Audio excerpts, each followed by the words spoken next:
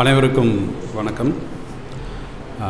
முதல்ல எழுத்துக்களம் இலக்கிய அமைப்புக்கு என்னுடைய மனப்பூர்வமான வாழ்த்துக்களும் நன்றியும். 2003 இலக்கிய செயல்பாடுகள் நடக்குதுன்றது வந்து ஒரு மிகப்பெரிய ஒரு தொடர் இயக்கம். அதில் சமீப ஆண்டுகளாக வந்து விருதுகள் வழங்குறாங்க. நான் இதுக்கு முன்னால் வேல்கண்ணனுக்கு வழங்கும்போது இங்கே வந்திருக்கேன். நான் இப்போ எனக்கே அது வந்து கிடைக்கும்னு நான் எதிர்பார்க்கல. அவர் சொன்ன மாதிரி முதல்ல எனக்கு ஒரு ஃபோன் பண்ணி தோழர் அழைக்கும்போது சரி எனக்கு விழாவுக்கு வர சொல்லி கூப்பிட்றாரு போல இருக்குன்னு நினச்சேன். அப்புறம் பார்த்தா உங்களுக்கு வந்து விருது வழங்குகிறோம், இந்த மாதிரி இலக்கிய ஆளுமை. சரிங்க தோழர், மகிழ்ச்சி அப்படின்னு. அப்புறம் வேல்கண்ணன்கிட்ட அதை நான் பகிர்ந்துக்கிட்டேன். அப்புறம் இப்போ அதுக்கப்புறமா வரிசையாக ஒவ்வொருத்தரை பற்றின அறிவிப்புகள் வந்துட்டு இருந்தது. ஆல்ரெடி சுஜாதா செல்வராஜ், கு இலக்கியன் 2 பேருமே நண்பர்கள் தான். அப்புறம் இந்த மேடையை நண்பர்களோட சக படைப்பாளிகள் நண்பர்களாகவும் இருக்கிற இடத்துல அவங்களோட பகிர்ந்துக்கிறதுல எனக்கு ரொம்பவும் மகிழ்ச்சி. பர்டிகுலராக இதில் வந்து விருதுகள் வழங்கக்கூடிய புரவலர்கள் எனக்கு வந்து அசோக் குமார், அவர் வந்து அவருடைய தந்தை நான் சின்னான் நினைவாக இந்த இந்த இந்த பரிசு தொகையை வந்து அவர் புரவலராக வழங்கியிருக்காரு. இல்லை நிறைய பேர் தங்களுடைய பெற்றோர் அல்லது வந்து தாய் தமக்கையர் அவங்களுடைய நினைவாக கொடுத்துருக்காங்க. கிட்டத்தட்ட ஒரு 6 பேர் 5 பேருக்கு அந்த மாதிரி இருக்குது. சமீபத்தில் தான் ஃபாதர்ஸ் டே, தந்தையர் தினம் போச்சு. அப்போ எங்கோ இருந்து ஒரு இலக்கிய செயல்பாடு வேறு எங்கேயோ நடக்கிற இடத்துக்கு அதில் இருக்கிறவங்களை கண்டெடுத்து அவங்கள ஊக்கப்படுத்துறதுக்காக ஒரு தொகையை வந்து வழங்குறது அது தொகை வந்து ஒரு பெரிய விஷயம் இல்லைன்னு முதல்ல யாரோ சொன்னாங்க. உண்மைதான். ஆனால் ஒரு சேர இலக்கியம் ஆர்வம் உள்ள இலக்கியத்தை தொடர்ந்து நுகரக்கூடிய நண்பர்களுக்கு மத்தியில் ஒரு அடையாளம், ஒரு அங்கீகாரம் அப்படின்றது வந்து செஞ்சிட்ருக்கிற வேலையை இன்னும் கூட ஊக்கத்தோடு செய்யலாம், ஒரு நம்பிக்கையோடு செய்யலாம் அப்படின்னு தோணுது. எனக்கு இப்போ இலக்கிய ஆளுமை விருது வழங்கியிருக்காங்க. எல்லாருக்குமே எழுத்துக்களம் இலக்கிய விருது. அது வந்து ஒரு சின்ன ஒரு எக்ஸ்ட்ரா அடையாளமாக மட்டும்தான் பார்க்குறேன். பட் எல்லாருமே எல்லா விருதாளர்களுக்குமே, இலக்கியனுக்கு, சுஜாதா செல்வராஜுக்கு, சோலை மாயவனுக்கு, பாராஜாவுக்கு, நாணர் காடனுக்கு, போ செந்தில் அரசு, சிவகுமார் முத்தையா, எல்லாருக்குமே, நான் பெரியசாமி, எல்லாருக்குமே என்னுடைய மனப்பூர்வமான வாழ்த்துக்களை தெரிவிச்சுக்கிறேன். தொடர்ந்து இந்த விருது வழங்குவது அப்புறம் எழுத்தாளர்களை, கவிஞர்களை அடையாளம் காண்கிற வேலையை தோழர் சூரியன் எல்லாம் தொடர்ந்து செய்து வர்றாரு. அவருக்கு என்னுடைய மனப்பூர்வமான வாழ்த்துக்களும் அன்பும்.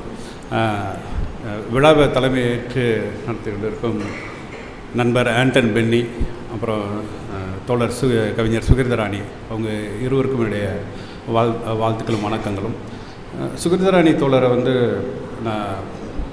நான் நேராக சந்தித்தது அவங்களுக்கு ஞாபகம் இருக்கிறதுக்கு இருக்கா இல்லையான்னு எனக்கு தெரில. தூத்துக்குடி ஸ்டெர்லைட் ஆலை போராட்டத்துக்கு எதிராக எழுத்தாளர்கள் எல்லாம் ஒருங்கிணைந்து குரல் கொடுப்பதற்காக எல்லாருமே ஒன்று சேர்ந்தோம். அந்த டி குமரட்டியாபுரம்ன்ற கிராமத்தில் ஒரு மரத்தடியில் தொடங்கின அந்த கிராமத்து மக்கள் தொடங்கின அந்த போராட்டத்தில் ஒரு நாள் எழுத்தாளர்கள், கவிஞர்கள் எல்லாருமே வந்து அங்கே ஒன்று கூடுறதுக்கான ஒரு வாய்ப்பும் சந்தர்ப்பமும் ஏற்பட்டுச்சு. அங்கே தான் நான் என்.டி. ராஜ்குமார், யவனிகா ஸ்ரீராம், சுகிதராணி இவங்களை எல்லாருமே வந்து அந்த இடத்துல வந்து சந்தித்தேன். நிறைய எழுத்தாளர்கள் இருந்தாங்க. அந்த இடமே ரொம்ப உணர்ச்சி கொந்தளிப்பான ஒரு விஷயம். ஆனால் தமிழ்நாடு மறக்கக்கூடாத ஒரு நிகழ்வு.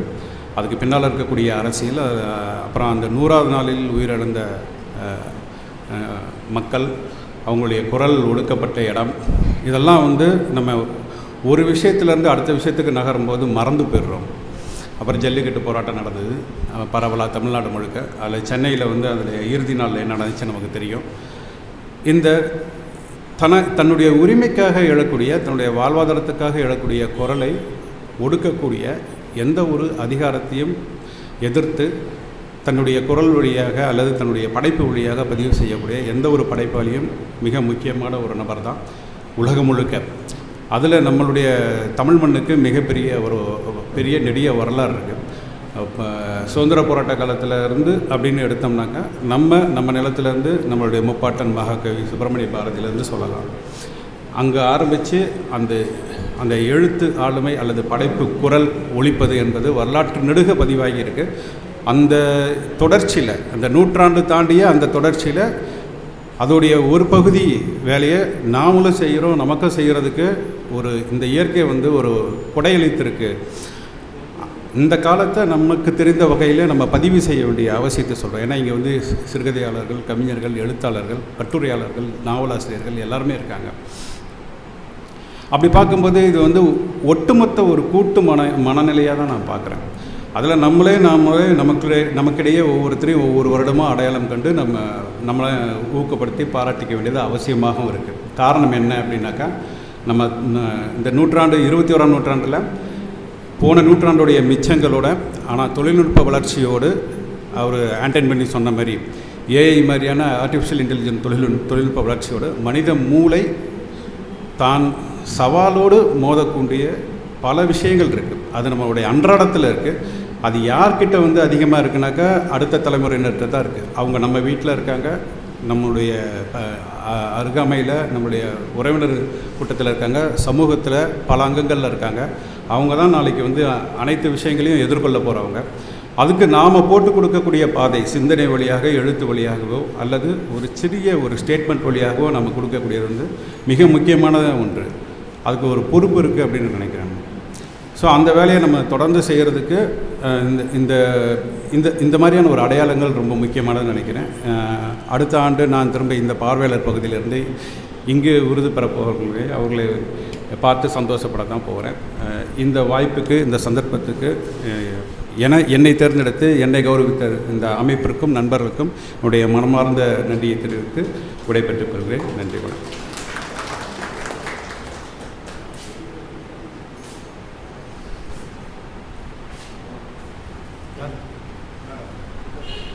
சிறப்புரை.